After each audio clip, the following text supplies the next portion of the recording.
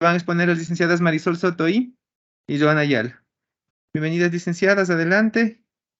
Buenos días, compañeras. El día de hoy voy a exponer manejo de mucosas en pacientes paliativos y mi compañera Joana va a exponer manejo de piel en toda clase de pacientes. Primero, para conocer esto de las mucosas, hay que tomar en cuenta que la mucosa bucal, también conocida como mucosa oral, comprende todo el tejido blando que rodea la boca, es decir, que está compuesto por dientes, mejillas, encías, labios, lengua y paladar. Es importante prestarle mucha atención a la mucosa oral y son los cuidados necesarios. A veces no le damos la importancia necesaria a la cavidad bucal y eso provoca que aparezcan diferentes enfermedades, exclusivamente en los pacientes paliativos, ya que son pacientes que están con sus defensas bajitas, que ya no se alimentan por ellos mismos, son bastante dependientes de nosotros. Los objetivos del cuidado.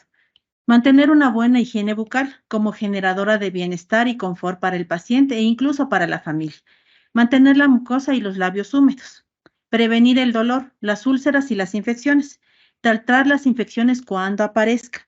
La etiología. Existen diferentes formas: la deficiencia nutricional e hidratación, la higiene oral inadecuada, procesos infecciosos y lesiones tumorales, consumo de fármacos, compromiso del sistema inmunitario, tratamiento con radioterapia sobre la cavidad oral, también con quimioterapia. La higiene bucal. Es importante la higiene bucal, cepillar los dientes con un cepillo suave. Se aconseja el enjuague bucal con una solución debridante, especialmente si hay sarro. Eliminamos las costras del paladar y lengua. En este caso, nosotros aquí vemos que utilizamos los enjuagues con piña, que esos son los que nos ayudan, es una solución debridante. Es importante humidificar la boca en los casos en los que el cepillado resulte difícil. Nosotros utilizamos aquí el atomizador de mucosas, donde ponemos agüita de manzanilla, glicerina y gotas de limón. La glicerina que nos actúa para humedecer la boca, las gotas de limón que ayuda para que produzca más saliva. Para mantener los labios también es importante que utilicemos barras de cacao. No es aconsejable utilizar la vaselina porque más bien la vaselina reseca la mucosa de la boca.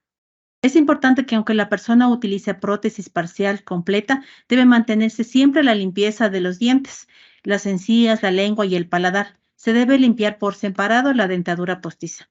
Es importante que la dentadura postiza se debe quitar cada noche y sumergir en un recipiente que contenga agua corriente. También se recomienda que contenga agua corriente y esencia de menta o algún enjuague bucal. Aquí tenemos los enjuagues magistrales, que es lo que utilizamos aquí en Solca. La solución debridante, que eso lo utilizamos 2 días para limpieza de la boca. Este enjuague lo hacemos con 75% de bicarbonato y 25% de agua oxigenada. El otro que lo hacemos es con 50 de agua y 50 de bicarbonato. También lo hacemos con agua oxigenada y suero fisiológico. Y el licuado de piña. Este siempre lo hacemos por 2 días. 2 días cada 12 horas. La solución anestésica, cuando el paciente tiene mucho dolor, presenta mucositis, aptas bucales muy dolorosas o tiene lesiones tumorales. En este utilizamos 80 ml de dextrosa más 10 ml de nistatina y 5 ml de lidocaína, que igual lo hacemos cada 12 horas.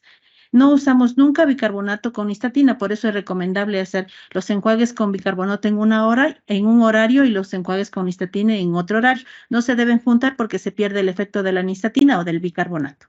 La solución magistral para boca seca se la hace cada 4 horas. Eso lo hacemos en 1 litro de agua de manzanilla, que es un anestésico antiinflamatorio natural, más el zumo de limón, más 25 ml de aceite de glicerina. Lo ponemos en la nevera y este nos dura por 24 horas. No añadimos limón si existe deshidratación o lesiones en la cavidad bucal. La solución magistral para infecciones bucales, que es cada 8 horas, este es solo para limpieza. Utilizamos 80 de cloruro de sodio más 20 cc de metronidazol, que utilizamos el metronidazol que viene en frasquito, no en las tabletas trituradas. 30 ml de povidona y 100 ml de agua, que utilizamos para limpieza. Las soluciones con boca sangrantes utilizamos cuando tenemos para enjuagues con agua oxigenada más suero fisiológico. Puede ser mitad de agua oxigenada y mitad de suero fisiológico. También aplicamos sulcalfato, realizamos también enjuagues tópicos con adrenalina. También tenemos para la micosis, que utilizamos la nistatina, que es con horario cada 4, cada 6 horas. También tenemos soluciones para las halitosis. Tenemos que tener una buena higiene bucal. Utilizamos povidona y también agua. También utilizamos 80 de suero fisiológico más metronidazol y el zumo de naranja también se recomienda. Es importante que el paciente esté bien hidratado. Si como el paciente no puede tolerar los líquidos, nosotros le mantenemos con el atomizador de mucosas. Es importante recordar que los medicamentos que producen la morfina, todos los medicamentos producen resequedad de la mucosa vocal, por eso es importante mantener la hidratación de las mucosas para evitar cualquier tipo de infecciones. ¿Una pregunta? Sí, te escucho. Yo llegué y vi un enjuague nuevo que habían dejado, que era 100 ml de solución salina más una ampolla de bicarbonato, era más 10 cc de loratadina. Ese enjuague, ¿en qué le ayuda al paciente, ese nuevo enjuague? Esa ayuda también para las aptas que tiene el paciente. Incluso ese es un anestésico también porque tiene lidocaína. Sí, 20 cc. Tiene lidocaína y tiene la loratadina, me parece que me dijiste. Tiene loratadina, también es un analgésico que le ayuda para las aptas que tiene el paciente. Ujú. Buenos días, compañeros. El día de hoy voy a presentar una exposición de lesión por presión.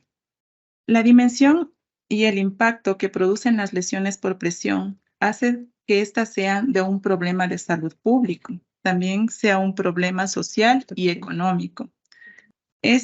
También es un generador del deterioro de la calidad de vida del paciente.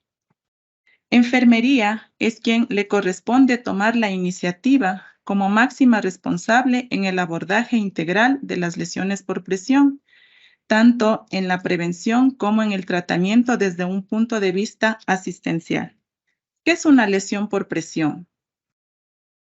La lesión por presión, según la OMS, la define como un resultado de una necrosis isquémica en el nivel de la piel, así como tejido subcutáneo, comúnmente debido a la presión ejercida sobre una prominencia ósea.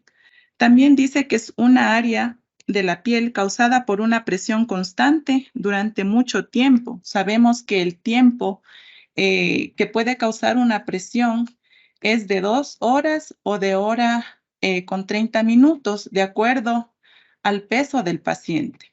Dice que esta presión disminuye el flujo de sangre en el área afectada, lo que produce daño y la destrucción del tejido. Las causas que conllevan a que el paciente tenga una lesión por presión tienen factores extrínsecos e intrínsecos. Los factores extrínsecos son la presión, la fricción y el cizallamiento. La presión dice que es la fuerza perpendicular a la piel, generalmente consecuencia de la gravedad que provoca un aplastamiento tisular entre el paciente y un obstáculo, que puede ser la cama, la silla de ruedas o también puede ser un objeto que muchas veces como personal de enfermería nos olvidamos, digamos, una tijera en la cama y eso causa presión hacia la piel del paciente.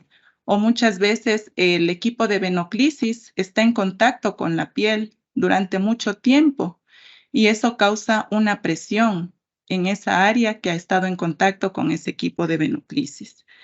La fricción es una fuerza tangencial que actúa paralelamente a la piel, produciendo roces por movimientos o arrastres. Esto es más común en los pacientes encamados y esto se suscita cuando hay un roce con las sábanas o superficies rugosas. Es por eso que siempre debemos tener la precaución de que las sábanas estén bien extendidas, sin arrugas. El cizallamiento combina los dos efectos de la presión y la fricción. Ejemplo, cuando nosotros dejamos a un paciente en una posición sentada o semi-Fowler y vamos a atender a otro paciente y vemos que el paciente que le dejamos en esa posición se ha deslizado. Ese es un ejemplo de cizallamiento. Dice que aparte del cizallamiento, el cuerpo puede provocar una fricción a nivel del sacro, porque recordemos que le dejamos en una posición sentada, pero ese paciente se deslizó. Y también existe la misma presión sobre la misma zona. Otro de los factores de riesgos extrínsecos es el microclima. Dentro del microclima tenemos la humedad, que proviene de cualquier fuente, sea la orina, deposiciones, exudado de una herida, sudoración del paciente, entre otras, que genera el cambio de pH en la piel. Comúnmente nosotros tenemos un pH ácido en la piel, pero al estar digamos, en contacto con este tipo de fluidos, nuestra piel se vuelve a un ambiente alcalino, en el cual dice que este cambia el pH y altera la función del estratocorneo que tenemos en la piel. Dentro de los factores de riesgo intrínsecos tenemos la condición física del paciente, que en estos puede haber una condición médica del paciente que imposibilita la movilidad del mismo. Son los pacientes encamados o pacientes en silla de ruedas. También tenemos las alteraciones respiratorias y circulatorias.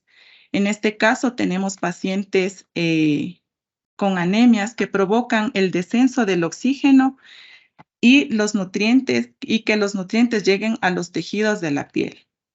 También las comorbilidades. Una de estas es la diabetes, que causa una insuficiencia vasomotora y cardíaca. Y la medicación. Hay pacientes que toman habitualmente tipos de medicación. Una de estas puede ser los fármacos citotóxicos, que estos son los que disminuyen la inmunidad. O hay pacientes que también toman corticoides que producen una fragilidad a nivel capilar. En el tercer piso, si no me equivoco, tenemos un paciente que toma los corticoides del señor Barrera y nosotros podemos observar el deterioro de su piel a nivel de miembros superiores e inferiores. Ese es un claro ejemplo de que los corticoides sí afectan a nivel de la piel, porque existe ese daño a nivel de la fragilidad capilar. La edad es un factor contingente, ya que cuando tenemos pacientes adultos mayores, existe una pérdida de la hidratación de la piel y también nos dificulta la cicatrización porque existe un descenso en los receptores del colágeno. El estado nutricional es importante, ya que un paciente desnutrido y un paciente obeso alteran, digamos, el proceso de cicatrización. Otro de los factores también es la localización de las UPPs, que estas dependen de la posición que adopte el paciente. Varían las zonas de riesgo. En este caso tenemos cuando el paciente está en una posición de cúbito supino, el factor, las zonas donde más riesgos hay de sufrir lesión por presión son a nivel occipital, omóplato, codos, sacro, talones e isquión. En decúbito lateral, sea izquierdo o derecho, las zonas en donde se pueden generar las lesiones por presión son el trocánter, orejas, costillas, cóndilos y maleolos. En decúbito prono, las zonas que corren más riesgos de sufrir lesión por presión son los dedos de los pies, rodillas, órganos genitales, tantos masculinos y femeninos. En las mujeres son las mamas, el acromión, mejillas y las orejas. También otro factor cuando el paciente es dependiente de una silla de ruedas, sus zonas de riesgo son el omóplato, cresta ilíaca, trocánter, isquión, zona poplitea y pies. Como anteriormente les indiqué de que enfermería debe tener un abordaje en lo preventivo para evitar las lesiones por presión. Aquí en el hospital tenemos la escala de Braden, que todos la manejamos, y también tenemos la escala que se utiliza en el quirófano por el largo tiempo de posición que el paciente pasa durante el periodo transquirúrgico. En la clasificación de las lesiones por presión, tenemos la clasificación de acuerdo a los grados. En el grado 1 tenemos el eritema cutáneo no blanqueable, no se presenta pérdida de la continuidad de la piel. Por el tiempo les voy a ir dando en cada grado de la clasificación de las lesiones por presión, el abordaje de enfermería. En este tipo de presión, mi compañera va a pasar por cada uno de sus asientos para que nos familiaricemos con los insumos médicos que el hospital ya tiene y ya cuenta, para que nosotros podamos dar un mejor abordaje a nuestros pacientes. En este tipo de lesión por presión, que es el grado 1, observamos que tiene un eritema, no presenta la pérdida de la continuidad de la piel. Aquí el abordaje de enfermería, podemos colocar los ácidos grasos hiperoxigenados, que se los coloca cada 4 horas, haciendo movimientos circulares y los cambios de posición.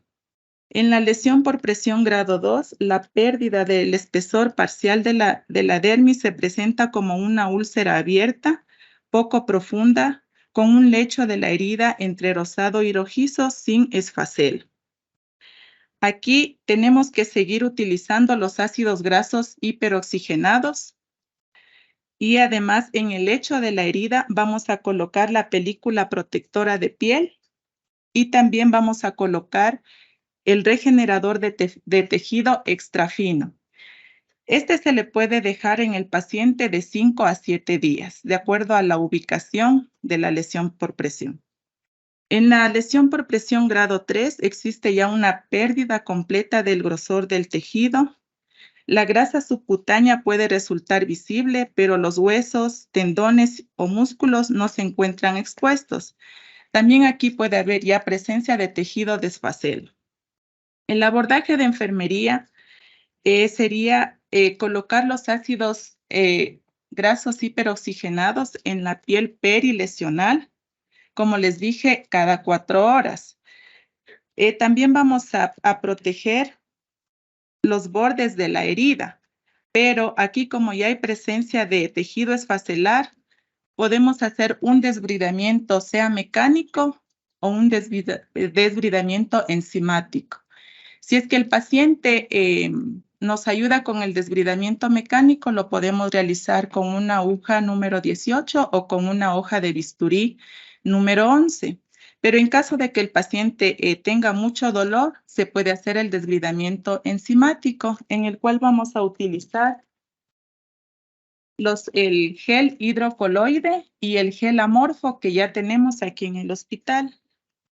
Son los dos. Estos encontramos en el sistema como gel hidrocoloide de 30 gramos y el otro gel lo encontramos como gel amorfo. Este va en contacto con el lecho de la herida previamente de realizar el lavado y la descontaminación de la herida. Luego de colocar el gel, se coloca el hidrocoloide grueso, que está en el sistema como apósito hidrocoloide 15 por 15. Realizamos una cámara húmeda y como apósito secundario le vamos a colocar gasas estériles y cubrimos y se le llama al paciente para una nueva curación de 5 a 7 días, dependiendo la cantidad de exudado que tenga el lecho de la herida. Siempre debemos tomar en cuenta que para empaquetar la herida debemos cambiarnos a guantes estériles para evitar la resistencia microbiana. En la lesión por presión grado 4 dice que ya encontramos la pérdida total del espesor del tejido, con exposición de hueso, tendón o músculos expuestos. También puede aparecer tejido desfacelo y biofilm. En este tipo de lesión, aquí podemos ver de que existe tejido necrótico. La intervención de enfermería, luego de la limpieza y descontaminación de la herida, es realizar un desbridamiento mecánico del tejido necrótico, si es que el paciente no refiere mucho dolor.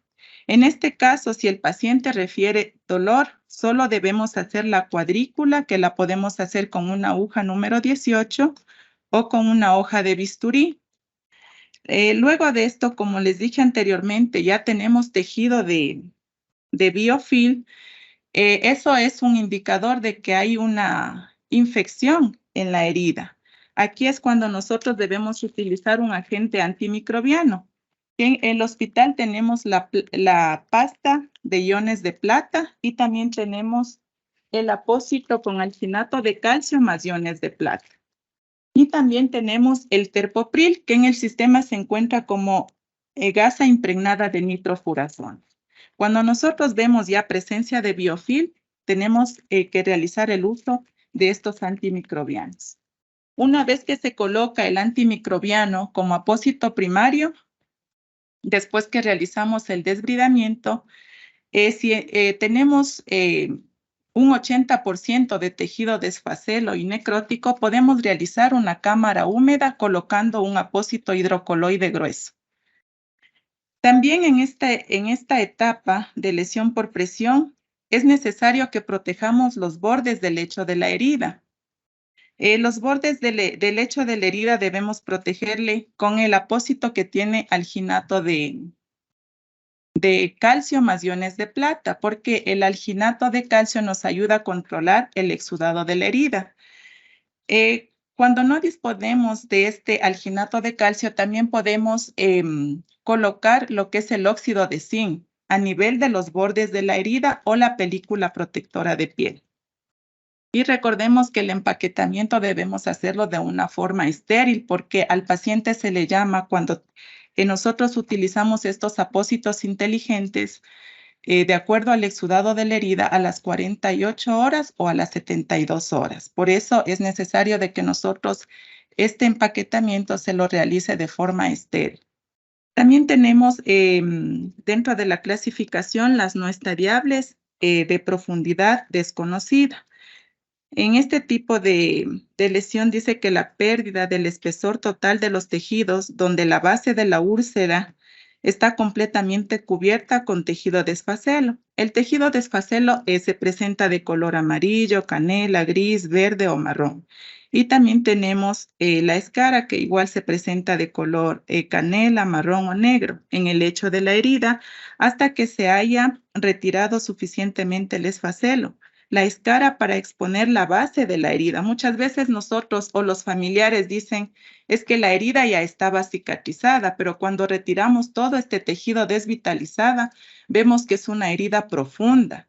En este tipo de heridas también encontramos heridas cavitadas con tunelización. Entonces, en el reporte de enfermería, cuando nosotros encontremos este tipo de heridas, siempre el informe de enfermería debe describir qué tipo de tejido encontramos, la tunelización o cavitación, le vamos a poner como referencia las manecillas del reloj.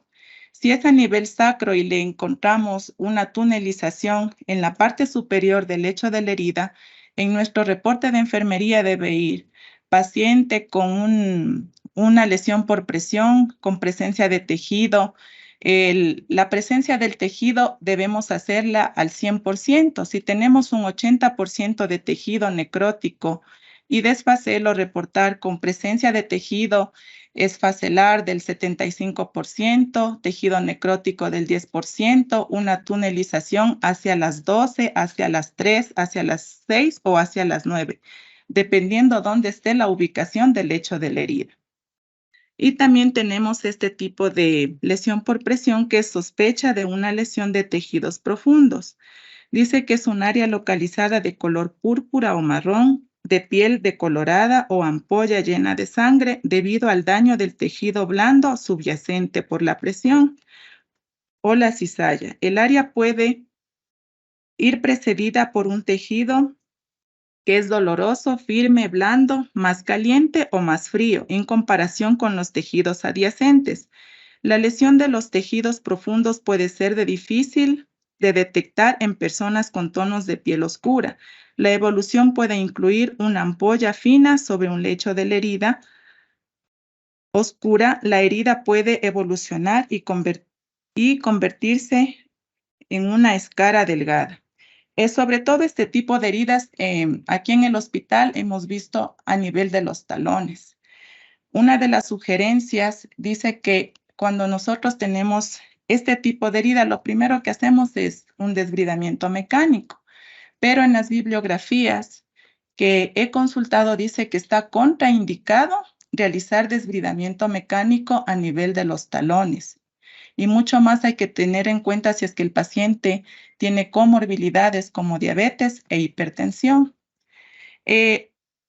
En el abordaje que estamos realizando aquí en el hospital, a nivel de los talones, es que nosotros, si tenemos, digamos, un flictema en los talones, lo que debemos hacer es descontaminar el área, absorber el flictema y debemos disecar esa piel. No debemos retirar la piel del flictema porque es una piel que nos protege el hecho de la herida. Entonces nosotros estamos disecando esa piel realizando la técnica de crusting, que utilizamos el polvo regenerador de tejido y la película protectora. Una vez que realizamos la técnica de crusting, se le coloca el óxido de zinc y hemos visto que nos ha ido muy bien con los pacientes que han presentado lesiones por presiones a nivel de los talones, porque luego de que esa piel se seca, se hace como una callosidad, que cuando ya se torna tan duro, el organismo mismo le va rechazando y esa piel se va levantando, pero en la parte de abajo ya tenemos una piel epitelizada, una piel nueva. Entonces, compañeros, está contraindicado realizar un desbridamiento mecánico a nivel de talones y también el desbridamiento enzimático. Lo que debemos hacer es aspirar el flictema y disecar esa piel. El óxido de zinc se le puede colocar todos los días, cada 12 horas. No hay necesidad de lavar esa área. Simplemente vamos colocando hasta que se nos forme una costra. Muchas gracias. ¿Alguna pregunta? Y les dejo esta reflexión. La enfermería pone al paciente en las mejores condiciones para que la naturaleza pueda sanar las heridas. ¿Alguna pregunta? Ya. Cuando nosotros tenemos en la lesión por presión grado 4 tejido necrótico, por lo general el tejido necrótico es duro, es tieso. Entonces, realizamos lo óptimo sería desbridar, un desbridamiento mecánico con la hoja de bisturí, pero si el paciente refiere mucho dolor, nosotros realizamos la cuadrícula, es para que el gel hidrocoloide se absorba. Entonces, usted tiene aquí el tejido necrótico, realiza una cuadrícula, pero es para que pueda absorber el gel que vamos a poner encima de ese tejido. Sí, con una hoja de bisturí o una aguja 18, o sea, dependiendo qué tan seca está ese tejido necrótico. Si es que está muy seco, vamos a hacer con una hoja de bisturí, o si es que está más blando, con una aguja número 18. También, compañeras, para recordarles que el regenerador de tejido grueso solo debemos utilizar para hacer una cámara húmeda. Muchas veces se sube a hospitalización y vemos que en lesiones por presión grado 2 están colocando el parche regenerador de tejido grueso. Ese tipo de hidrocoloide se utiliza solamente para hacer un desbridamiento enzimático. Cuando nosotros tengamos, digamos, una lesión por presión grado 2 o queremos prevenir en un paciente que ya tiene una zona de presión y es un paciente encamado y queremos prevenir, podemos colocar un apósito regenerador extra fino. El grueso únicamente utilizamos cuando queremos desbridar. ¿Otra pregunta? Ya pasamos retirando los insumos, ya que constan. Buenos días. Si no hay ninguna pregunta, agradecemos la intervención de la licenciada Joana Ayala.